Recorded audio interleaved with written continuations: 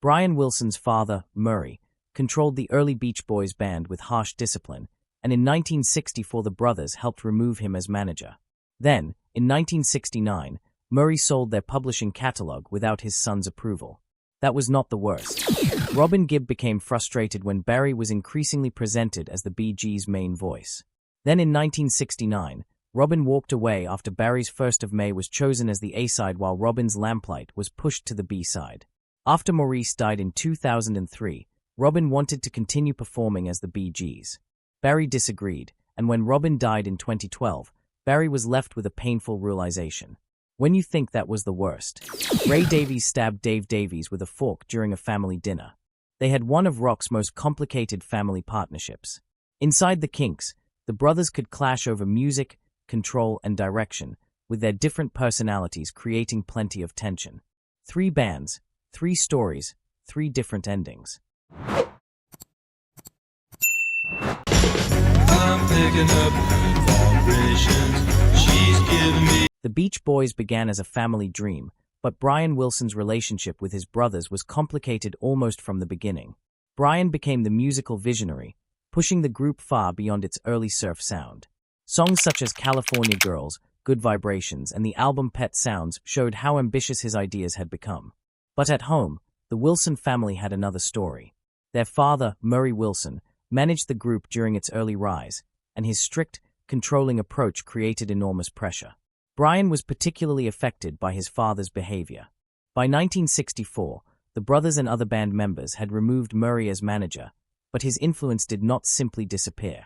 5 years later, Murry sold Sea of Tunes, the publishing company connected to the Beach Boys catalog, for $700,000. Brian was devastated by the deal, which later became one of the most painful business chapters in the family's history. Then the pressure moved inside the band. Carl Wilson often became the steadying presence. He carried major vocal moments, including God Only Knows. I may not always love you, but long as... and increasingly helped keep the group moving when Brian withdrew from touring. Dennis Wilson was different. He had his own rebellious personality and eventually developed as a songwriter, producing the respected solo album Pacific Ocean Blue.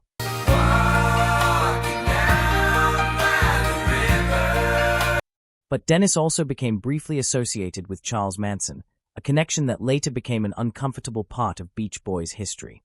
And Brian's creative battles were not limited to his brothers. Cousin Mike Love frequently disagreed with Brian's increasingly experimental direction, especially around the ambitious Smile project. So behind the beautiful harmonies was a family dealing with control, competing ideas, personal differences, and old wounds. The music sounded united. The people making it were not always so lucky. Then there were the Gibb brothers. Barry, Robin, and Maurice Gibb turned sibling chemistry into one of the most successful musical partnerships ever. But even their famous harmonies could not completely hide the rivalry between them. Robin, in particular, wanted recognition as more than another voice beside Barry. In 1969, that frustration reached a breaking point. The Bee Gees were preparing to release First of May, the day I kissed your cheek and you were gone, written by Barry, Robin, and Maurice. Robin's Lamplight was placed on the B-side, even though Robin wanted it to be the main single. First of May won the decision, and Robin left the group soon afterwards. Suddenly, 3 brothers became 2. Robin launched a solo career, while Barry and Maurice continued as a duo and released Cucumber Castle. He saw the light in the cellar reflected his eye. For a while, it looked as though the Bee Gees might never return to their original form. But they did. The brothers reunited in 1970, and years later came the disco explosion that transformed their careers forever. Staying Alive. Night Fever. How Deep Is Your Love? Barry's famous falsetto became one of the defining sounds of the era.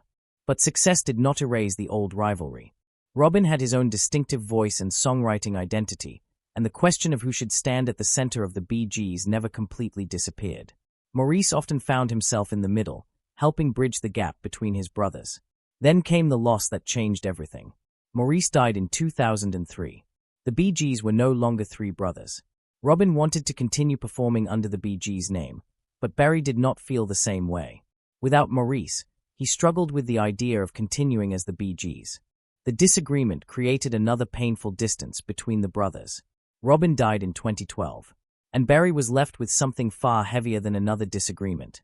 The knowledge that brothers who had spent decades creating some of the world's most beautiful harmonies had also spent years struggling to find harmony within their own relationship.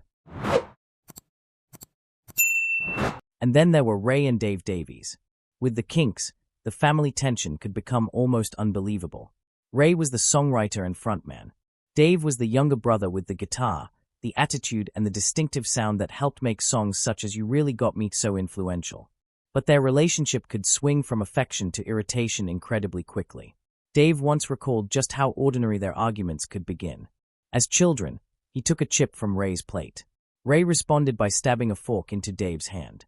It sounds almost absurd now, but Dave remembered it as an example of how close and irritating brothers could be when growing up together. And that dynamic followed them into the Kinks. They argued over music. They disagreed over decisions.